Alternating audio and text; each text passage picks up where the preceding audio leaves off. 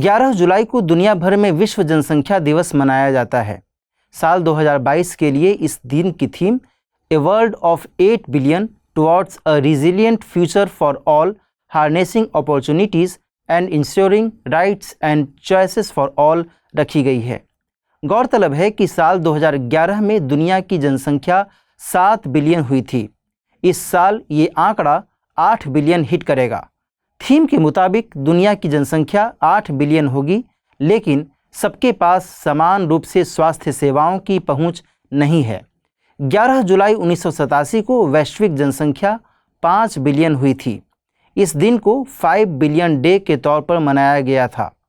इससे प्रभावित होकर वैश्विक स्तर पर सबसे पहला विश्व जनसंख्या दिवस साल 1990 में मनाया गया था। यूएन की एजेंसी UNFPA यानी यूनाइटेड नेशंस पॉपुलेशन फंड जनसंख्या से जुड़े मसलों के लिए जिम्मेदार है। आपको बता दें कि भारत दुनिया में दूसरा सबसे ज़्यादा जनसंख्या वाला देश है। पहले नंबर पर चीन है। भारत में दुनिया के क्षेत्रफल का 2.4% क्षेत्र है। उत्तर प्रदेश सबसे ज़्यादा जनसंख्या वाला राज्य है। United Nations department of economic and social affairs population division ने एक रिपोर्ट जारी की है। वर्ल्ड पॉपुलेशन प्रोस्पेक्ट्स 2022 नाम की इस रिपोर्ट के मुताबिक 15 नवंबर 2022 को वैश्विक जनसंख्या 8 बिलियन हो जाएगी। रिपोर्ट की माने तो साल 2030 तक विश्व की जनसंख्या 8.5 बिलियन और 2050 तक 9.7 बिलियन के आंकड़े को छुएगी। साथ ही जनसंख्या का पिक 2080 में 10.4 बिलियन के साथ देखने को मिलेगा।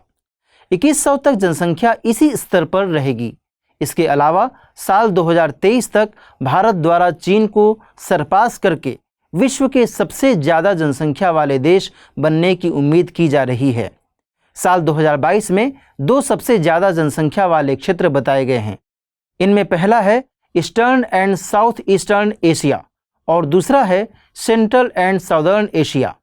Eastern and south eastern Asia में वैश्विक जनसंख्या का 29%, जबकि सेंट्रल एंड साउदर्न एशिया में वैश्विक जनसंख्या का 26% निवास करता है। साथ ही global life expectancy at birth साल 2019 में 72.8 साल हो गई है। NHAI और महाराष्ट्र मेट्रो टीम ने विश्व रिकॉर्ड अपने नाम दर्ज किया है। इन्होंने नागपुर में सिंगल कॉलम पियर्स पर फ्लाईओवर और मेट्रो रेल ट्रैक के साथ सबसे लंबे viaduct, longest double decker viaduct with highway flyover and metro rail supported on single column piers का निर्माण किया है। Ministry of road transports and highways के मुताबिक नागपुर में डबल डेकर वायडक्ट पर अधिकतम 3 मेट्रो स्टेशंस का निर्माण किया गया है। इसे एशिया बुक ऑफ रिकॉर्ड्स और इंडिया बुक ऑफ रिकॉर्ड्स में जगह मिली है। आपको बता दें कि NHAI यानी national highways authority of India को साल 1988 के एक्ट के द्वारा गठित किया गया था। हालांकि इसे ऑपरेशनल फरवरी 1995 में किया गया था।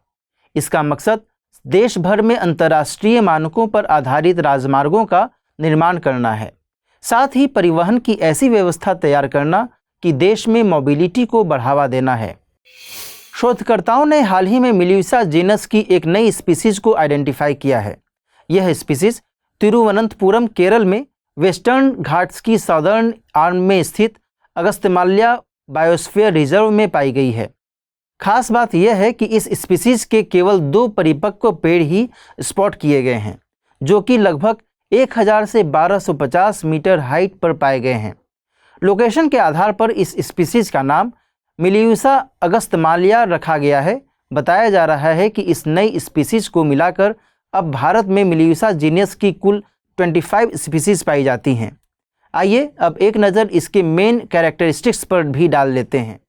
इस पेड़ की हाइट लगभग 6 से 9 मीटर तक हो सकती है। इसकी छाल ब्राउन और फ्लावर्स येलोइश पिंक कलर के होते हैं। इसमें फ्लावरिंग और फ्रूटिंग अप्रैल से जुलाई के दौरान होती है।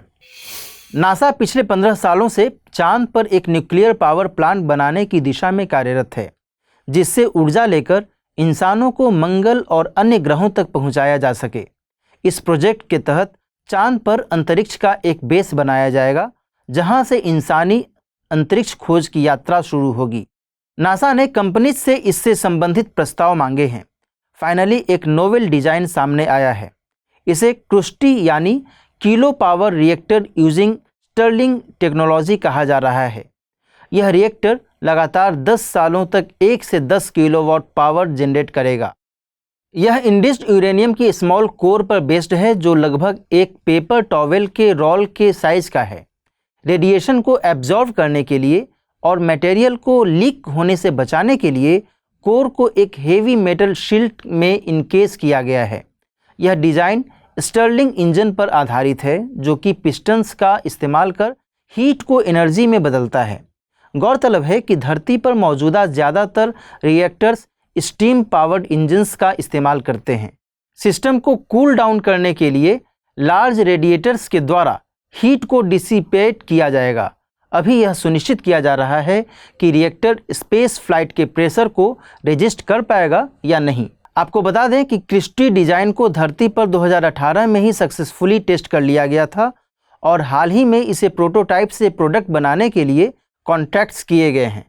चांद पर इकट्ठी की गई इंफॉर्मेशन न्यूक्लियर एनर्जी द्वारा पावर्ड डीप स्पेस एक्सप्लोरेशन के कॉन्सेप्ट्स को विकसित करने में मददगार साबित हो सकती है। प्रधानमंत्री नरेंद्र मोदी ने नए संसद भवन की छत पर नेशनल एम्ब्लेम का अनावरण किया है। ब्रॉन्ज से बने इस एम्ब्लेम का वजन 9500 किलोग्राम है। इसके अलावा ऊंचाई 6.5 मीटर है। आपको बता दें कि भारत का नेशनल एम्ब्लेम अशोक के सारनाथ स्थित सिंह स्तंभ से लिया गया है। इसे 26 जनवरी 1950 को अपनाया गया था। इसमें 3 शेर दिखाई देते हैं जो एक दूसरे की ओर पीठ किए हुए हैं। बीच की पट्टी में धर्म चक्र बना हुआ है। चक्र के राइट साइड पर एक बुल और लेफ्ट साइड पर गैलोपिंग हॉर्स बना हुआ है। इसके अलावा सिंह स्तंभ के नीचे देवनागरी लिपि में सत्यमेव जयते लिखा हुआ है, जिसे मुंडकोपनिषद से लिया गया था। हाल ही में रिजर्व बैंक ऑफ इंडिया ने रूपी settlement system for international trade को लॉन्च किया है। दरअसल आरबीआई ने इंटरनेशनल ट्रेड को रुपए में करने के मैकेनिज्म को तत्काल प्रभाव से लागू किया है। हालांकि जो बैंक इसके लिए ऑथराइज्ड डीलर्स के तौर पर काम कर रहे हैं, उन्हें इस सुविधा को शुरू करने से पहले से परमिशन लेनी होगी। बैंक्स इसके लिए आरबीआई के फॉरेन एक्सचेंज डिपार्टमेंट से अनुमति लेंगी। इस व्यवस्था के तहत foreign exchange management deposit regulations 2016 के तहत एडी बैंक्स को भारत में रूपी वोस्ट्रो अकाउंट्स खोलने की अनुमति दी गई है। एडी बैंक्स या ऑथराइज्ड डीलर बैंक से मतलब ऐसे बैंक से है जिन्हें फॉरेन एक्सचेंज के लिए परमिशन दी गई है। वहीं रूपी वोस्ट्रो अकाउंट्स ऐसे अकाउंट्स हैं जिसमें बैंक एक कस्टोडियन की तरह काम करती है। अकाउंट के फंड्स फॉरेन काउंटरपार्ट बैंक के होते हैं। इसके तहत हर तरह के आयात निर्यात की इनवॉइसिंग रुपए में की जाएगी। इसके अलावा दोनों तरह की करेंसीज का एक्सचेंज रेट मार्केट द्वारा निर्धारित किया जाएगा। आरबीआई ने एक नोटिफिकेशन में कहा कि एक्सपोर्ट इंपोर्ट से निपटान को रुपए में सेटल करने के लिए एक अतिरिक्त सुविधा शुरू की गई है। इससे ग्लोबल इंडिया की इमेज को बढ़ावा मिलेगा और वैश्विक व्यापारिक समुदाय को रुपए में इंटरेस्ट आएगा। साथ ही ऐसे देश जो किसी तरह के सैंक्शंस का सामना कर रहे हैं, मसलन ईरान और रूस, उनके साथ व्यापार करने में आसानी होगी। इससे भारतीय रुपए को इंटरनेशनल करेंसी की पहचान मिलने की उम्मीद की जा रही है। हाल ही में एआई इन डिफेंस सिंपोजियम का आयोजन किया गया था। इस मौके पर रक्षा मंत्री राजनाथ सिंह ने 75 AI enabled products and applications का अनावरण किया था। इनमें आर्टिफिशियल इंटेलिजेंस पर आधारित डिवाइस भी शामिल थी, जिसे इंडियन स्टार्टअप ने तैयार किया है। इसके जरिए लाइन ऑफ एक्चुअल कंट्रोल पर खड़े भारतीय सैनिक जब चीन की सेना का सामना करेंगे तो मंदारिन भाषा को समझ पाएंगे और तुरंत जवाब भी दे पाएंगे। दरअसल ये एक offline handheld language translation system है जो कि आर्टिफिशियल इंटेलिजेंस पर आधारित है। ये डिवाइस बाई डायरेक्शनल है जो कि मंदारिन को अंग्रेजी में ट्रांसलेट करती है। इसकी रेंज 5 से 10 फीट है। इसकी रेंज को 20 फीट तक और ट्रांसलेशन को हिंदी में करने की कोशिश की जा रही है। गौरतलब है कि सरकार एक लंबे समय से डिफेंस में आर्टिफिशियल इंटेलिजेंस को लागू करने के लिए कोशिश कर रही है। इसके लिए साल 2018 में एन चंद्रशेखरन की अध्यक्षता में टास्क फोर्स का भी गठन किया गया था, जिसने अपनी सिफारिशें सौंप दी हैं। इन सिफारिशों के आधार पर फरवरी 2019 में डिफेंस एआई काउंसिल का गठन किया गया था। नासा ने जेम्स वेब स्पेस टेलीस्कोप द्वारा ली गई यूनिवर्स की कुछ फर्स्ट फुल कलर इमेजेस को रिलीज कर दिया है। हाल ही में यूएस प्रेसिडेंट जो बाइडेन और नासा चीफ बिल नेल्सन ने इस सीरीज की पहली फुल कलर इमेज को व्हाइट हाउस वाशिंगटन में एक प्रीव्यू के दौरान शोकेस किया। बताया जा रहा है कि यह अर्ली यूनिवर्स की डीपेस्ट और शार्पेस्ट इंफ्रारेड इमेज है। गौरतलब है कि वेब नासा और इसके पार्टनर्स यूरोपियन स्पेस एजेंसी और कैनेडियन स्पेस एजेंसी द्वारा चलाया जा रहा एक इंटरनेशनल प्रोग्राम है। इसके द्वारा ली गई पहली इमेज को वेब्स फर्स्ट डीप फील्ड कहा जा रहा है, जो कि एक 460 करोड़ साल पुराने गैलेक्सी क्लस्टर SMACS 0723 को दर्शा रही है। आपको बता दें कि जब स्पेस के किसी स्पेसिफिक रीजन को लंबे समय के लिए ऑब्जर्व किया जाता है, तब टेलीस्कोप एक्सट्रीमली फेंट डिस्टेंट ऑब्जेक्ट की लाइट भी कैप्चर कर पाता है। ऐसी इमेजेस को डीप फील्ड इमेजेस कहा जाता है। बताया जा रहा है कि कैप्चर की गई लाइट्स में से कुछ लाइट्स 1300 करोड़ साल से भी ज्यादा पुरानी है। गौरतलब है कि यूनिवर्स की उम्र 1380 करोड़ साल है। वेब के नियर इंफ्रारेड कैमरा से ली गई ये डीप फील्ड इमेज एक कंपोजिट इमेज है, जो अलग अलग वेबलेंथ्स पर ली गई इमेजेस से बनी है। जेम्स वेब स्पेस टेलीस्कोप को दिसंबर 2021 में फ्रेंच गुयाना से एक एरियन 5 रॉकेट पर लॉन्च किया गया था। यह ऑर्बिट में प्लेस की गई सबसे पावरफुल ऑब्जर्वेटरी है। यह पृथ्वी से लगभग 16 लाख किलोमीटर दूर सेकेंड लैग्रेंज पॉइंट पर स्थित है और सूरज के चक्कर लगा रही है। वेब का प्राइमरी मिरर 6.5 मीटर से भी ज्यादा वाइड है और 18 गोल्ड कोटेड मिरर सेगमेंट से बना हुआ है। नासा ने अनुमान लगाया है कि वेब में 20 साल की लाइफ के लिए पर्याप्त प्रोपेलेंट मौजूद है। झारखंड के देवघर जिले में आज प्रधानमंत्री नरेंद्र मोदी ने लगभग 16,800 करोड़ से ज्यादा की विकास परियोजनाओं का अनावरण किया। इसमें मुख्य रूप से देवघर एयरपोर्ट और देवघर एम्स शामिल हैं। प्रधानमंत्री नरेंद्र मोदी का यह देवघर दौरा कई मायनों में अहम था, क्योंकि देवघर जिले की गिनती पिछड़े इलाकों में होती है। इसके आसपास के अन्य जिले जैसे गिरिडीह, कोडरमा, जामतारा, दुमका आदि भी विकास से अभी कोसों दूर हैं। श्री नरेंद्र मोदी देवघर हवाई अड्डे से सीधे बाबा बैद्यनाथ मंदिर गए और मंदिर में पूजा पाठ किया। माना जा रहा है कि प्रधानमंत्री नरेंद्र मोदी देश के पहले ऐसे प्रधानमंत्री हैं जिन्होंने बैद्यनाथ धाम मंदिर में पूजा पाठ किया हो। देवघर जिले को बाबा बैद्यनाथ नगरी के नाम से भी जाना जाता है। बाबा बैद्यनाथ धाम देश के 12 शिव ज्योतिर्लिंगों में से एक है। श्रावण माह में देश भर से बाबा बैद्यनाथ को जल चढ़ाने के लिए लाखों श्रद्धालु पहुंचते हैं। अब देवघर एयरपोर्ट बनने से पर्यटन में इस क्षेत्र को और बढ़ावा मिलेगा।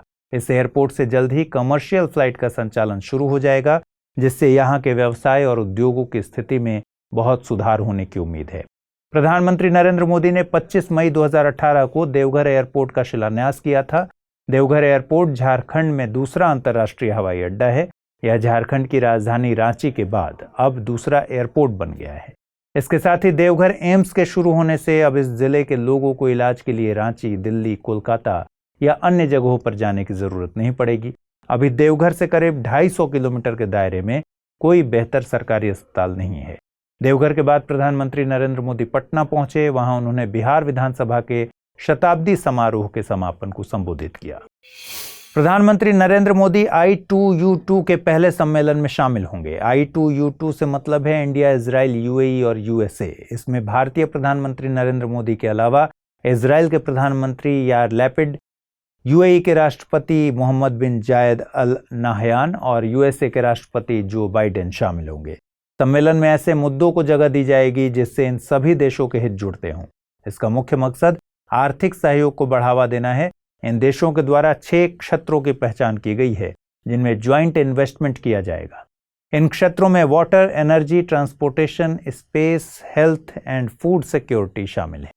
आपको बता दें कि I2U2 समूह का विचार साल 2021 में इन देशों के विदेश मंत्रियों की मुलाकात के दौरान आया था। हरियाणा में नॉर्दर्न पेरिफेरल रोड कहे जाने वाले द्वारका एक्सप्रेसवे को भारत के पहले एलिवेटेड शहरी एक्सप्रेसवे के रूप में डेवलप किया जा रहा है। कहा जा रहा है कि इससे दिल्ली गुरुग्राम एक्सप्रेसवे और आर्टीरियल रोड पर ट्रैफिक कम होगा।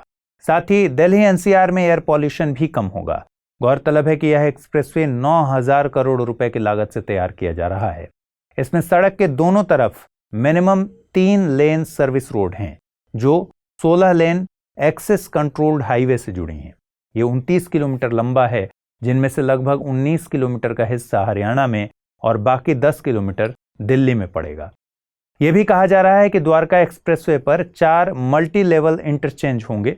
प्रमुख जंक्शनों पर टनल और अंडरपास, एलिवेटेड फ्लाईओवर और फ्लाईओवर के ऊपर फ्लाईओवर बनाए जाएंगे, जिनमें देश की सबसे लंबी यानी 3.6 किलोमीटर और सबसे चौड़ी यानी 8 लेन वाली शहरी सड़क सुरंग का निर्माण शामिल है। इसके निर्माण में 34 मीटर चौड़ी 8 लेन की सिंगल पिलर पर बनी सड़क भी शामिल है।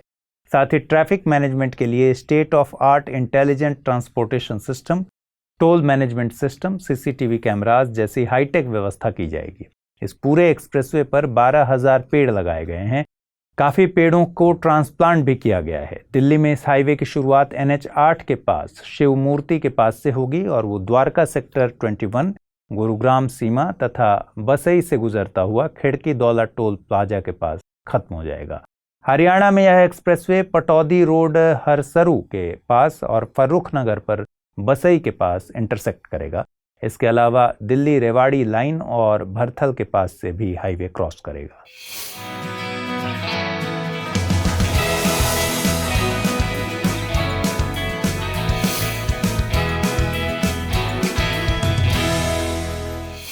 हाल ही में DCGI यानी drugs controller general of India ने सीरम इंस्टीट्यूट ऑफ इंडिया को सर्वाइकल कैंसर की वैक्सीन बनाने की मंजूरी दे दी है।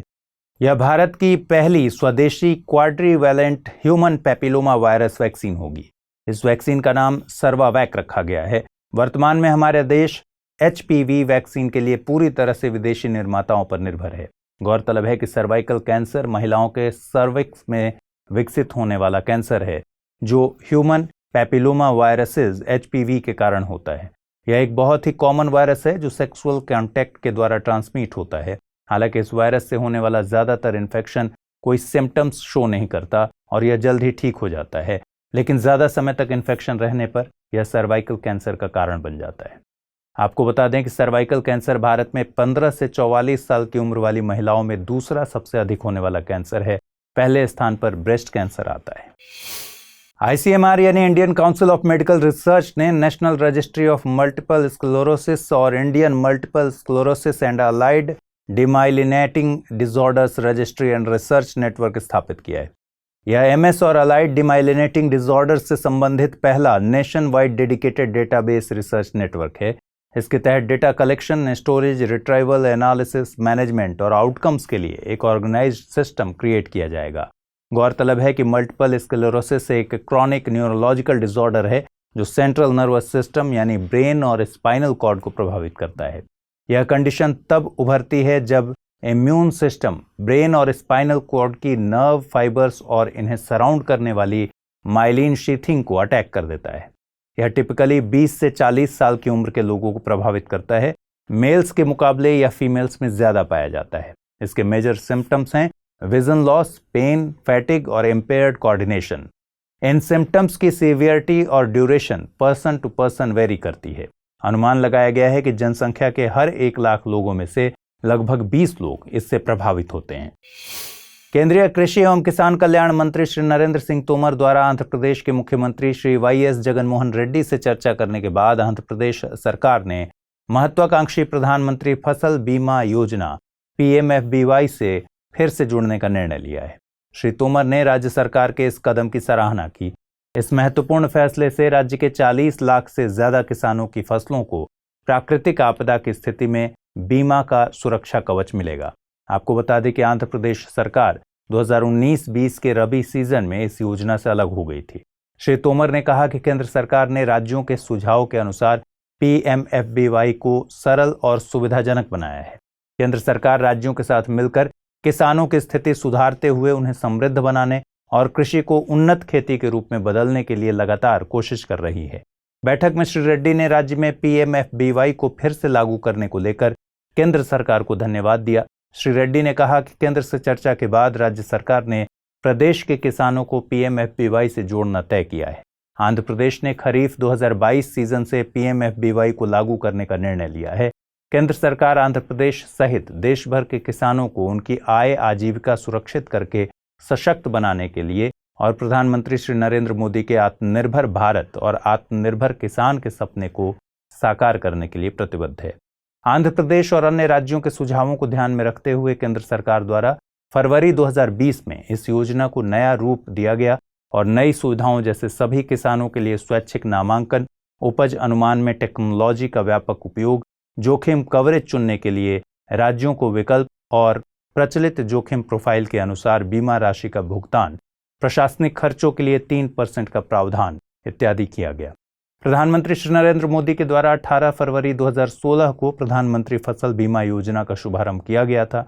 पीएमएफबीवाई बीमित फसल के खराब होने पर व्यापक बीमा कवर प्रदान करता है, जिससे किसानों की आय को स्थिरता प्रदान करने में मदद मिलती है।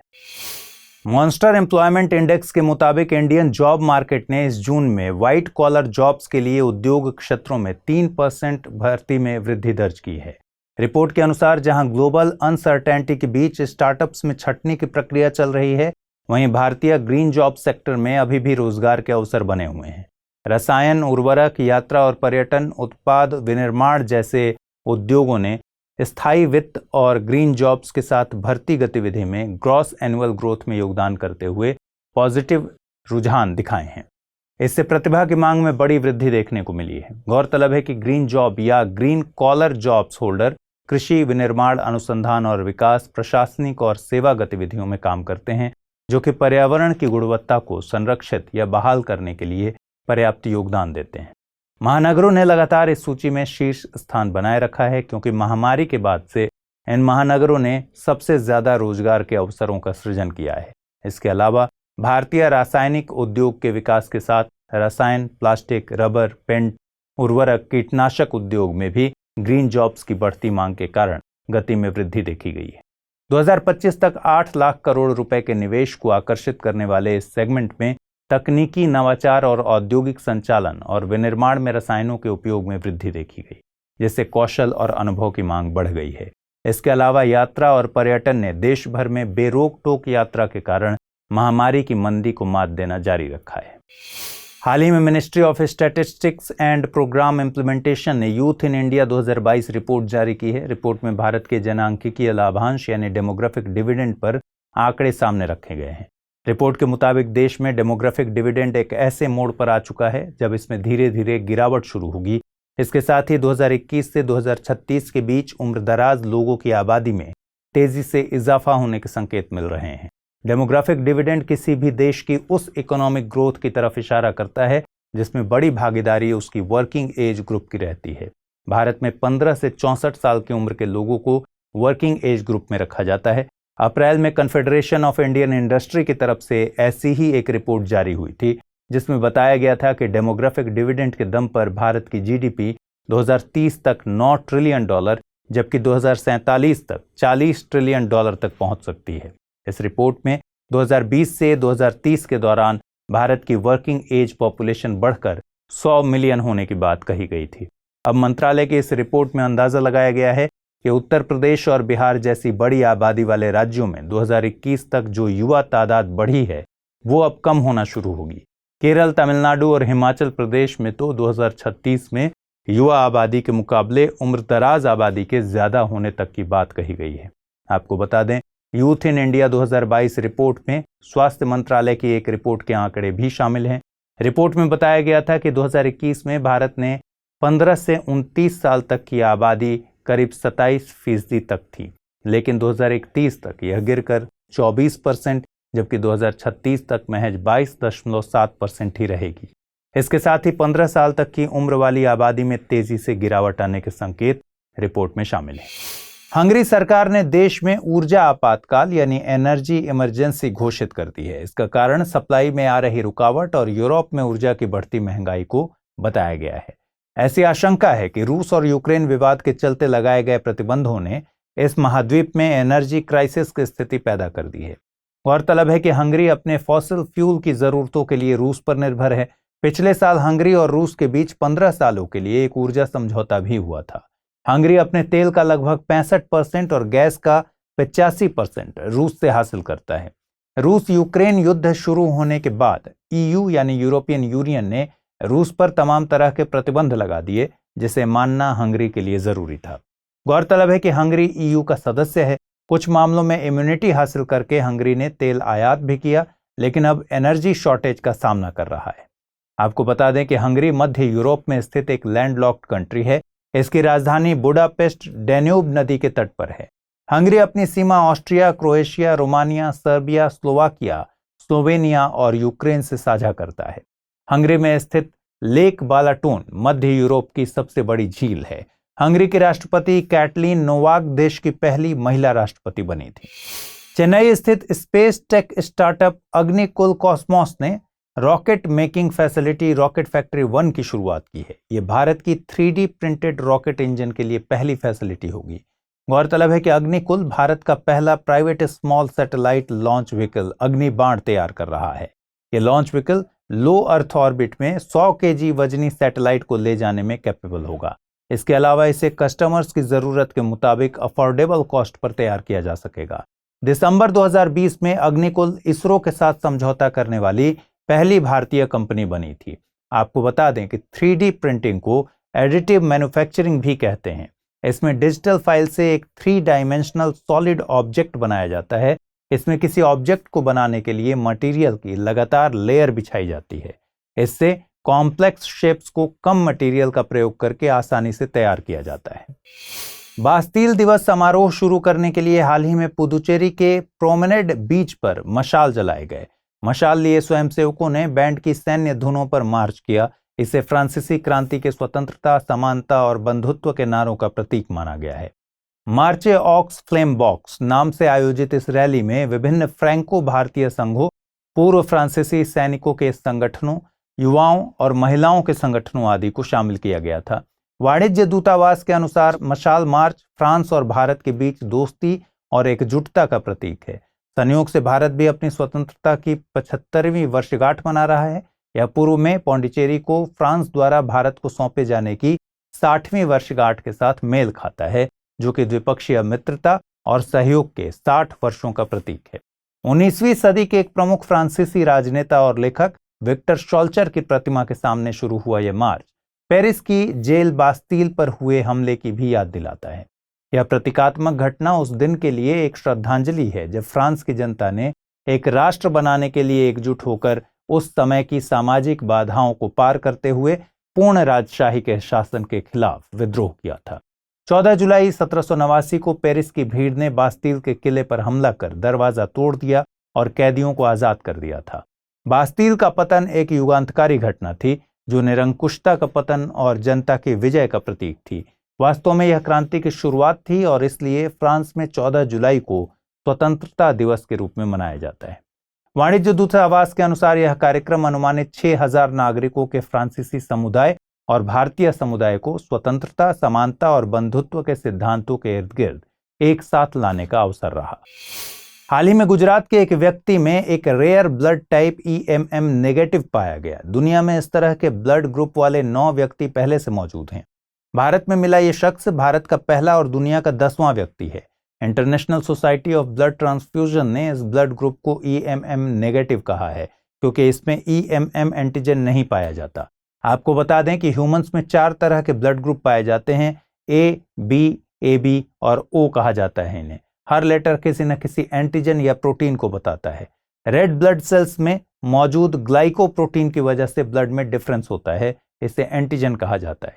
हर ब्लड ग्रुप में रिसिस फैक्टर या RH फैक्टर भी पाया जाता है। हर ब्लड ग्रुप या तो RH पॉजिटिव होता है या फिर RH नेगेटिव। रिसिस नाम रिसिस मंकी से लिया गया है। दरअसल सबसे पहले यह प्रोटीन रिसिस मंकी में ही पाया गया था। O नेगेटिव ब्लड ग्रुप वालों को यूनिवर्सल डोनर्स और AB पॉजिटिव यूनिवर्सल रेसिपिएंट्स माने जाते हैं। ऑस्ट्रिया के वैज्ञानिक कार्ल लैंडस्टीनर ने ब्लड ग्रुप्स की खोज की थी।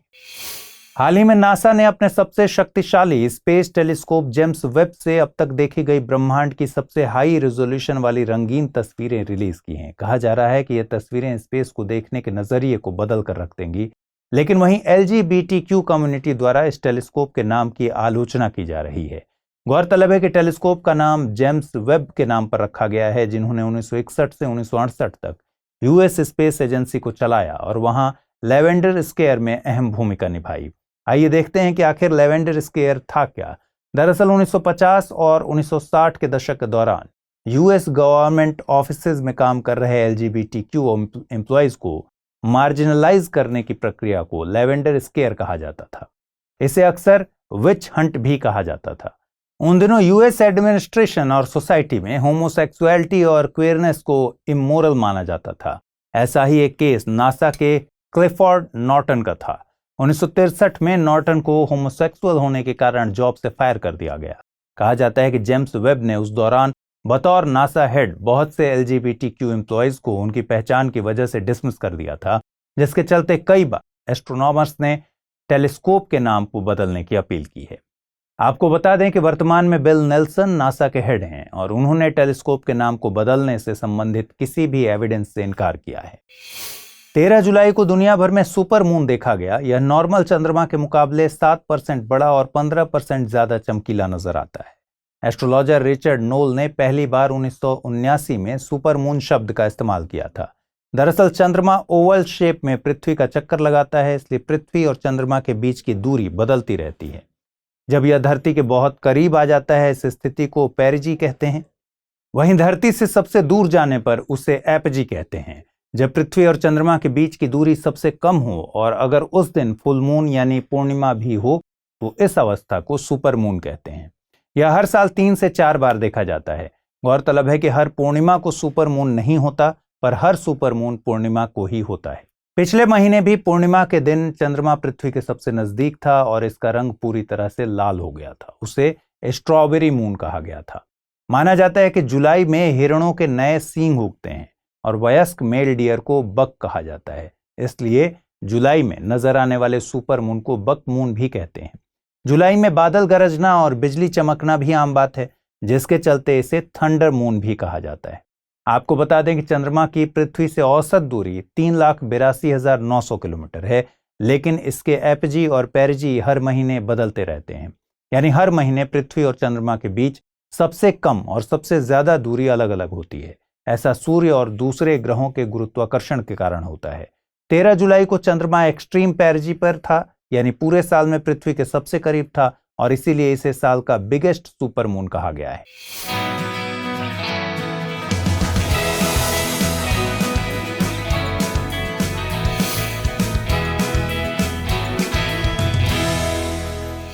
महिला एवं बाल विकास मंत्रालय ने मिशन शक्ति के लिए डिटेल्ड गाइडलाइंस जारी की हैं। ये गाइडलाइंस 1 अप्रैल 2022 से लागू मानी जाएंगी। मिशन शक्ति महिलाओं की सेफ्टी, सिक्योरिटी और एम्पावरमेंट के लिए एक अम्ब्रेला स्कीम है। इस योजना का मकसद राष्ट्र के निर्माण में महिलाओं को इक्वल पार्टनर्स बनाना है। मिशन शक्ति के तहत 2 सब स्कीम्स हैं, संबल और सामर्थ। संबल स्कीम में 1 stop centre, women helpline, Beti Bachao Beti Padhao और नारी अदालत शामिल है। नारी अदालत के जरिए समाज और परिवार में जेंडर जस्टिस को बढ़ावा देने का प्रयास किया जा रहा है। वहीं सामर्थ्य के तहत उज्ज्वला, स्वाधार गृह और वर्किंग वुमेन हॉस्टल को शामिल किया जाता है। आपको बता दें कि नारी अदालत एक नया कंपोनेंट है। इसके जरिए एक ऑल्टरनेट ग्रीवांस रिड्रेशल मैकेनिज्म मुहैया कराई गई है।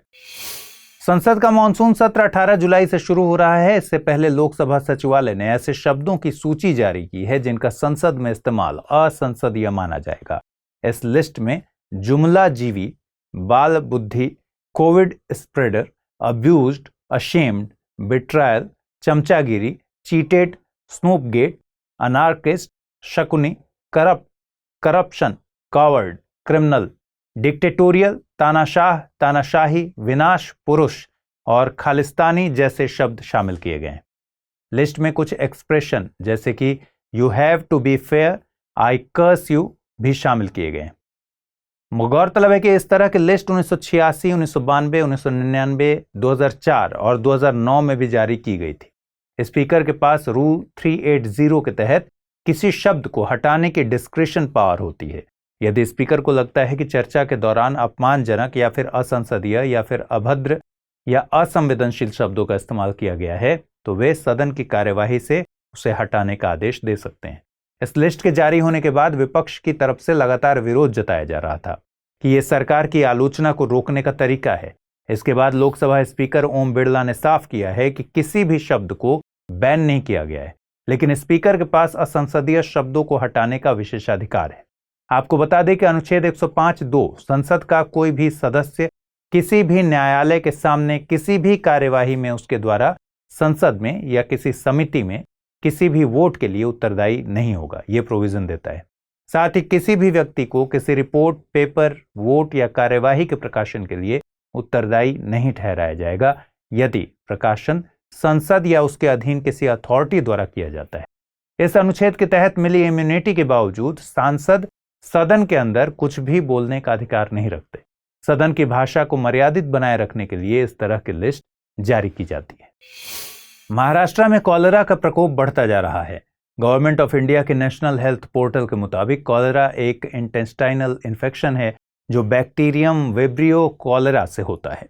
ये बैक्टीरिया सामान्यतः उस पानी या खाद्य पदार्थों में पाए जाते हैं जो कॉलेरा से इन्फेक्टेड पर्सन के फीसिस यानी मल से कंटेमिनेट हो गया हो। इसके अलावा ये सॉल्टी रिवर्स और कोस्टल वाटर्स में भी पाए जाते हैं। यह भी कहा गया है कि कॉलेरा उन सब्जियों को खाने से भी होता है जिन्हें उगाने के लिए ह्यूमन वेस्ट से कंटेमिनेटेड पानी का इस्तेमाल किया गया हो।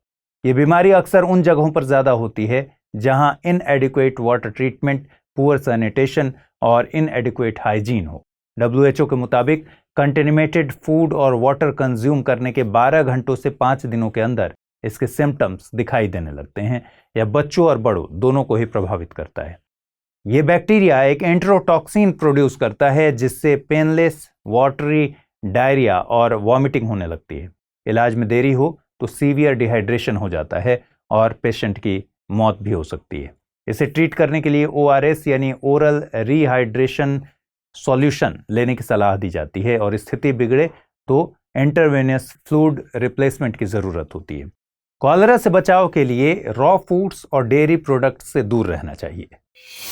Union minister of agriculture and farmers welfare Shri Narendra Singh Tomar ने हाल ही में बेंगलुरु, कर्नाटका में state agriculture and horticulture ministers conference के मौके पर नाम के तहत POP यानी प्लेटफॉर्म ऑफ प्लेटफॉर्म्स का शुभारंभ किया।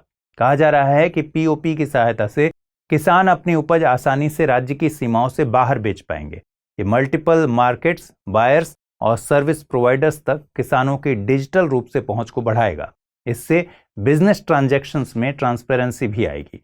बताया यह भी जा रहा है कि POP पर विभिन्न वैल्यू चेन सर्विसेज जैसे कि trading, quality checks, warehousing, fintech, market information, transportation etcetera की सुविधा देने वाले विभिन्न प्लेटफॉर्मों के 41 सर्विस प्रोवाइडर्स को शामिल किया गया है। POP एक डिजिटल इकोसिस्टम को क्रिएट करेगा और फार्मर्स, FPOs, ट्रेडर्स और दूसरे स्टेक होल्डर्स को सिंगल विंडो के जरिए एग्रीकल्चरल वैल्यू चेन में अलग अलग प्रकार के गुड्स और सर्विसेज तक पहुंचने में सक्षम बनाएगा। इससे स्टेक होल्डर्स का टाइम और लेबर दोनों बचेंगे। गौरतलब है कि नाम मोबाइल ऐप के माध्यम से POP तक पहुंचा जा सकता है। यह ऐप गूगल प्ले स्टोर से डाउनलोड की जा सकती है। आपको बता दें कि 2016 में प्रधानमंत्री नरेंद्र मोदी ने भारत में नाम यानी national agriculture market portal launch किया था। इसे देश में कृषि जिन्सों के लिए वन नेशन वन मार्केट के रूप में एक सामान्य ऑनलाइन मार्केट प्लेटफॉर्म पर मौजूदा मंडियों का नेटवर्क बनाने के उद्देश्य से लॉन्च किया गया था। Union education minister Dharmendra Pradhan ने NIRF यानी national institute of ranking framework 2022 जारी की। ये NIRF का 7वां संस्करण है। ओवरऑल और इंजीनियरिंग कैटेगरी में IIT मद्रास पहले पायदान पर काबिज है। ये रैंकिंग कुल 11 कैटेगरीज में जारी की गई हैं। इनमें overall, university, management, college, pharmacy, medical, engineering, architecture, ARIIA यानी Atal ranking of institutions on innovation achievements, law and research institutions शामिल हैं। रिसर्च कैटेगरी में इंडियन इंस्टीट्यूट ऑफ साइंस को पहला स्थान मिला है। मैनेजमेंट रैंकिंग में IIM अहमदाबाद पहले स्थान पर है। फार्मेसी कैटेगरी में जामिया हमदर्द को पहले स्थान पर रखा गया है। कॉलेज कैटेगरी में मिरांडा हाउस का दबदबा फिर से कायम रहा। All India institute of medical sciences को मेडिकल कैटेगरी में पहली रैंक हासिल हुई है। लॉ कैटेगरी में national law school of India university Bengaluru को पहला स्थान हासिल हुआ। आर्किटेक्चर कैटेगरी में IIT रुड़की और डेंटल कैटेगरी में Saveetha institute of medical and technical sciences Chennai को पहला स्थान मिला। आपको बता दें कि NIRF फ्रेमवर्क को मंत्रालय द्वारा 29 सितंबर 2015 को अप्रूव किया गया था। इस फ्रेमवर्क के पैरामीटर्स में टीचिंग, लर्निंग एंड रिसोर्सेज यानी TLR, research and professional practice यानी RP, ग्रेजुएशन आउटकम्स यानी जीओ, आउटरीच एंड इंक्लूसिविटी यानी ओआई और परसेप्शन पीआर शामिल हैं। इस फ्रेमवर्क पर आधारित पहली रैंकिंग साल 2016 में जारी की गई थी। National e governance service delivery assessment में मिनिस्ट्री ऑफ होम अफेयर्स की वेबसाइट को पहला स्थान मिला। ये एक पीरियोडिक असेसमेंट है जिसमें केंद्र सरकार, राज्य सरकारों और संघ शासित प्रदेशों की लोगों तक ऑनलाइन सेवाएं पहुंचाने की सुविधाओं को परखा जाता है। इसमें सेंट्रल मिनिस्ट्रीज के पोर्टल्स को 3 पैरामीटर्स पर परखा जाता है: end service delivery, integrated service delivery and status and request tracking इसमें शामिल है। गौरतलब है कि national e governance service delivery assessment प्रशासनिक सुधार और लोक शिकायत विभाग के तहत काम करता है।